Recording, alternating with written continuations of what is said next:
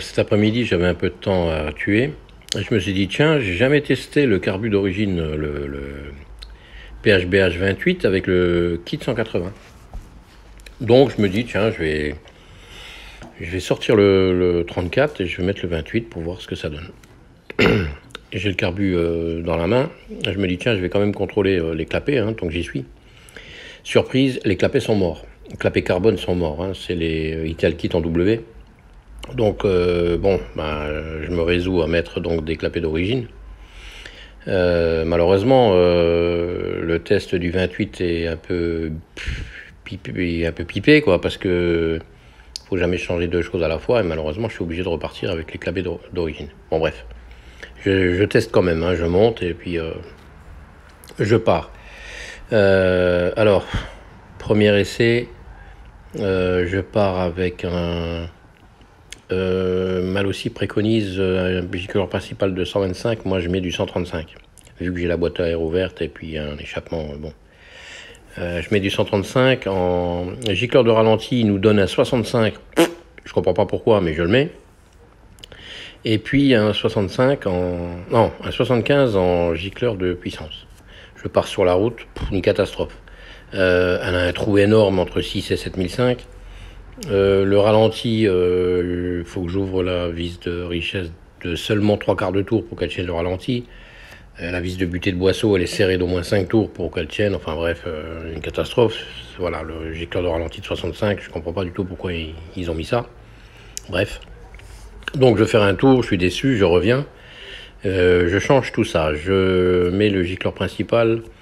Je passe à 142. Et en gicleur de ralenti, je mets un 38 parce que malheureusement c'est tout ce que j'ai. Enfin, j'ai trouvé un 42 après, mais bref. Pour l'instant, j'avais qu'un 38, je mets le 38 et puis je mets un 65 en gicleur de puissance.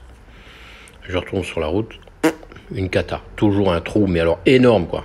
Pire qu'avant parce que forcément j'ai descendu le gicleur de ralenti de 27 points en augmentant à peine de 7 points le principal. Donc j'ai perdu j'ai pas réfléchi, bref. Donc je me dis, je vais remettre le 34 parce que ça me casse les bonbons. Et puis, finalement, je fouille dans mes gicleurs, je trouve un 42 en ralenti, je le monte. Et le trou, étant donné que j'avais testé sur route, j'avais tiré un petit peu le starter pour voir au moment où j'avais le trou, pour voir si ça améliorait les choses ou pas. Et effectivement, j'avais un mini coup de pied au cul à chaque fois que je tirais le starter, donc c'était un manque d'essence et donc un trop petit gicleur.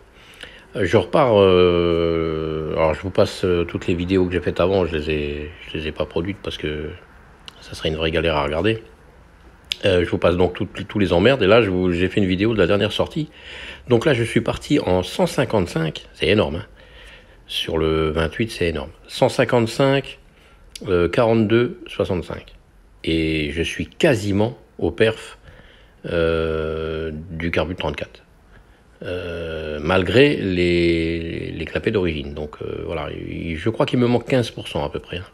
5-7 km/h en pointe, et puis voilà. Mais je pense que c'est encore un tout petit peu gras. Donc au lieu de 155, je pense qu'il faudrait mettre 152, ou alors le 65, il faudrait mettre un 62 ou un 63, je ne sais pas. Je vais voir ce que j'ai en stock, mais c'est en bonne voie.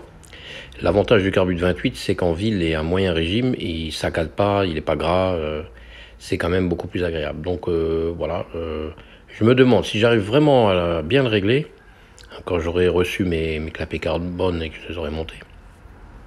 Si le 28 me satisfait, me permet toujours de monter à 160, etc., je laisserai le 28.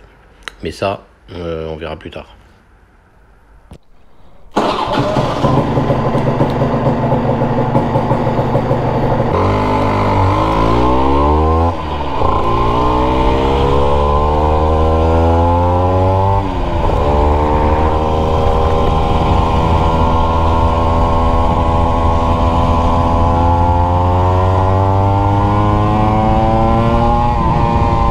Oh yes, ça y est.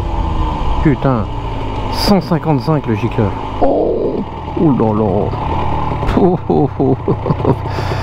Oh non.